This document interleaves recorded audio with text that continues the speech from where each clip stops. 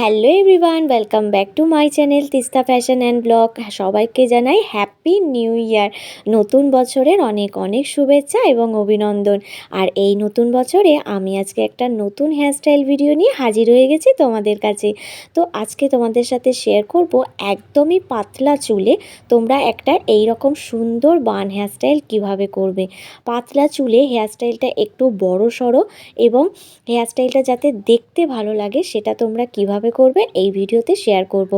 অনেক দিন হলো তোমাদের সাথে ভালো করে কোনো হেয়ারস্টাইল ভিডিও শেয়ার করতে পারিনি, কারণ বাঙালির 12 মাসে 13 পার্বণ, বিভিন্ন রকম কাজে একটু ব্যস্ত হয়ে পড়েছিলাম। তো চলো আজকের হেয়ারস্টাইল ভিডিওতে এবার শুরু করা যাক। হেয়ারস্টাইলটার জন্য তোমরা দেখতেই পাচ্ছ আমার হেয়ারের অবস্থা ভীষণ হেয়ারফল হওয়ার জন্য আমার হেয়ারটা পাতলা হয়ে গেছে। কিন্তু এই পাতলা চুলেই কিন্তু সুন্দর সুন্দর হেয়ারস্টাইল করা যায়, জানো তো।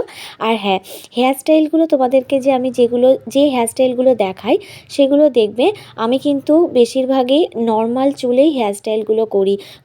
কোনো ইলেকট্রিক মেশিন যেমন স্ট্রেটনার, কার্লার, ক্রিম্পার এগুলো কিন্তু খুব একটা আমি ব্যবহার করি না। এই জিনিসগুলো যতটা তোমরা কম ব্যবহার করবে, তোমাদের চুলে অ্যাভয়েড করার চেষ্টা করবে, তোমাদের চুল কিন্তু ততই বেশি ভালো থাকবে। এবার হেয়ারস্টাইলে ফেরা যাক। হেয়ারস্টাইলটার জন্য প্রথমে ভালো করে হেয়ারে সিরাম লাগিয়ে নিয়ে কম করে নিয়েছি। এবার দেখো পুরো হেয়ারটাকে ভালো করে একসাথে ধরে নিয়ে পনিটেল করে নিলাম।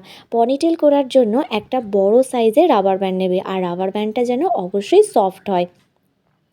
যদি বড় রাবার ব্যান্ড না থাকে তাহলে মিডিয়াম সাইজের 2-3টে রাবার ব্যান্ডকে একসাথে জুড়ে নিয়ে তোমরা পনিটেলটা করবে। পনিটেলের রাবার ব্যান্ডটা একটু বড়সড় মোটা রাখতে হবে, কেন সেটা একটু পরে বলছি। এবার দেখো পনিটেলটা করে নিলাম, নিয়ে পনিটেলের পুরো হেয়ারটাকে আমি এক সাইডে নিয়ে চলে গেছি।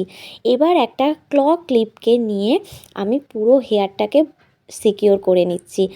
ক্লিপটার যে পনিটেলের রাবার ব্যান্ড আছে সেই রাবার ব্যান্ডের উপর দিক দিয়ে বসিয়ে নিলাম। আর ক্লিপের ওপরে দেখতে পাচ্ছ আরও একটা বড় সড়ো রাবার ব্যান্ড কিন্তু বসানো আছে। এটা এই জন্যই বসিয়েছি যাতে আমার এই পাতলা চুলের হেয়ারস্টাইলটা একটু বড় সড়ো দেখতে লাগে। এবার দেখো হেয়ারটা আমি এক সাইডে সিকিওর করেছিলাম। এবার ওই এক সাইড থেকে অন্য দিকে আমি কিন্তু এদিকে ফোল্ড করে নিয়ে চলে এলাম, যাতে করে আমার রাবার ব্যান্ড আর ওই ক্লিপটা ঢেকে যায়। ক্লিপটা রাবার ব্যান্ডটা ঢেকে নিয়ে দেখতেই পাচ্ছ এখন একটা বেশ বড় সড়ো বান তৈরি হয়েছে।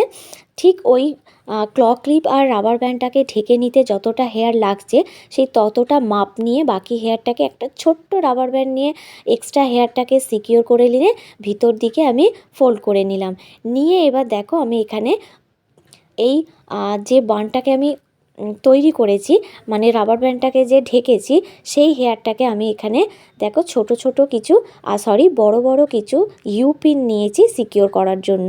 এই হেয়ারটাকে কিন্তু এখানে ইউপিন দিয়েই সিকিওর করে নিতে পারো, ববি পিনের কোনো দরকার নেই, ইউপিন দিয়েই কিন্তু টাইটভাবে সিকিওর হয়ে যায়। তো দেখতেই পাচ্ছ এখন কত কম সময় আমার একটা পাতলা চুলে বড় সড়ো বান হয়ে গেছে।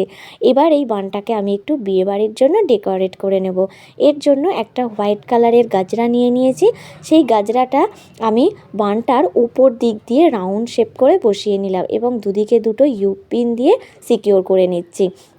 তোমরা চাইলে অরিজিনাল ফ্লাওয়ারও ইউজ করতে পারো, বাট আমি একটু আর্টিফিশিয়াল ফ্লাওয়ারের গাজরাগুলোই বেশি ইউজ করি, আমার বেশ ভালো লাগে।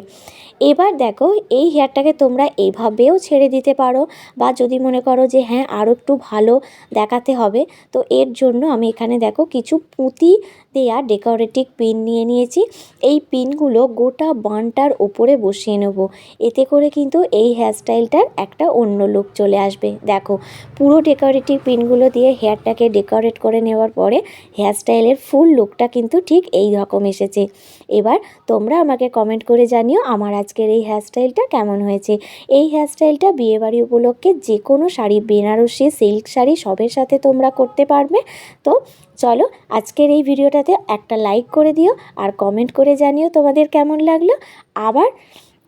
আর আমার এই চ্যানেলটাকে সাবস্ক্রাইব করে নিয়ে আমার পাশে থেকো, আবার নতুন ভিডিও নিয়ে দেখা করব।